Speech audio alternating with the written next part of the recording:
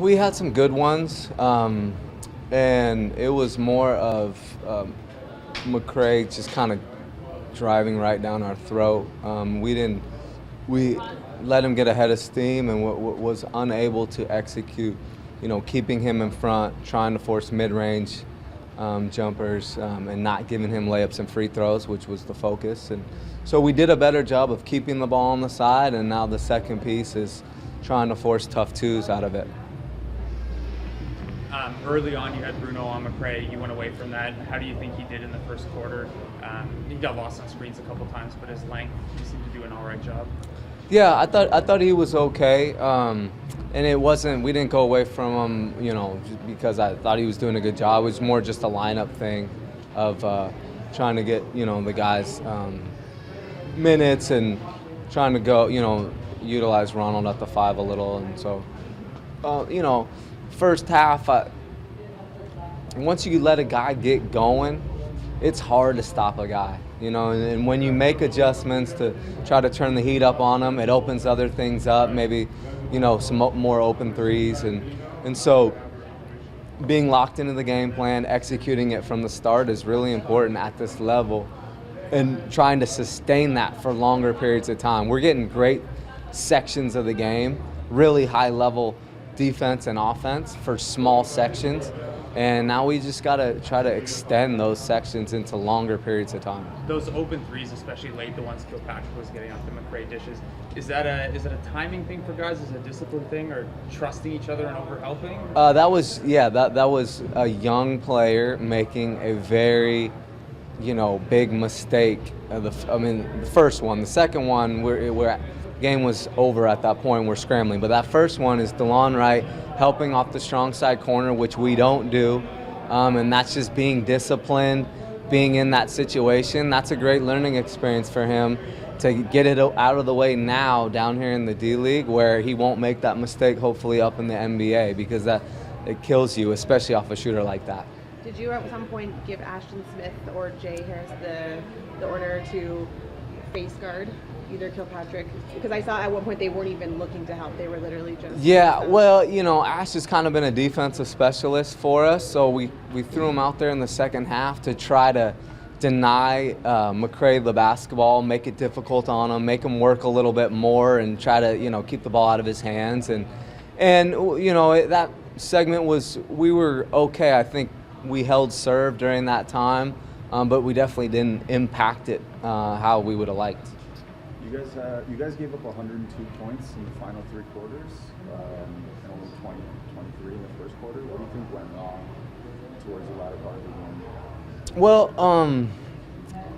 again, it's a combination of a ton of things. One thing that sticks out, and I'm going to have to go back and watch the tape, but I felt like we had a lot of advantage breaks, 2-on-1, 3-on-1, 4-on-2 situations where we would just turn the ball over, make silly decisions, and they were coming back and getting open looks and layups as a result of just not making the easy play and taking advantage of those breaks. And those are type of things that young teams, those are costly mistakes that add up, and those points pile on really quickly on you. And as you saw in that second half, we probably gave up 70 points. So, it was brutal.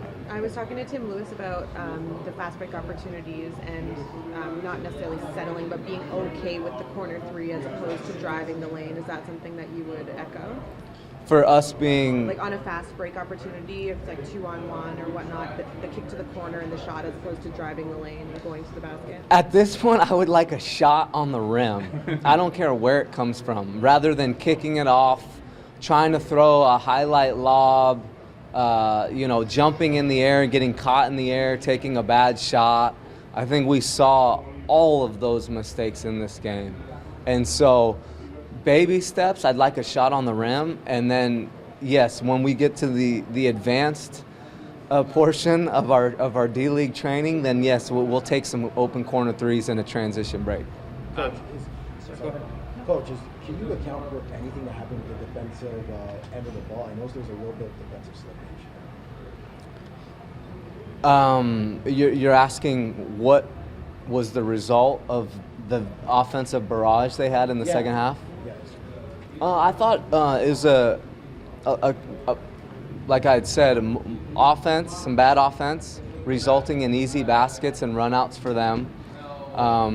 McCray going downhill on us and not being able to force tough twos and mid-range shots, which got him in the paint, which then when we started to try to turn up the pressure on McCray and have our big up and maybe trap, it opened up layups for their bigs, offensive rebounds for their bigs, and open threes. So it's just a domino effect of things that, that happen when you can't get control of a guy. It's easy to kind of focus on the negative. What's something positive that you did like what the guys did today?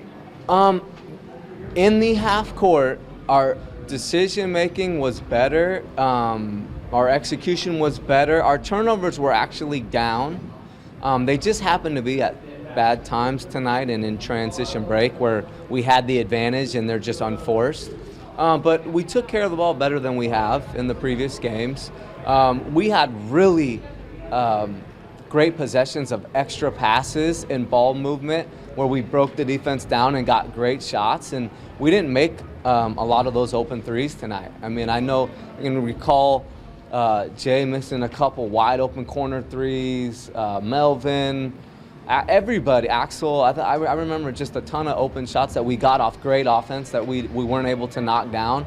And again, that's where your defense holding serve, keeps you in the game and gives you a chance to win. And we didn't bring it on the defensive end of the floor to be able to do that. Roberts was one of the players who had a better game for you guys. I noticed he was very vocal on the defensive end. Is that something you're looking for from him, or something he's doing on his own? Or we're looking for that from every player out there. The goal is to have 5 guys in unison talking and communicating our defense, talking our coverages. But it's definitely vital for the big guy, who's back there, can kind of see everything like a free safety, quarterbacking the other guys on the floor. And Ron did a nice job tonight of communicating.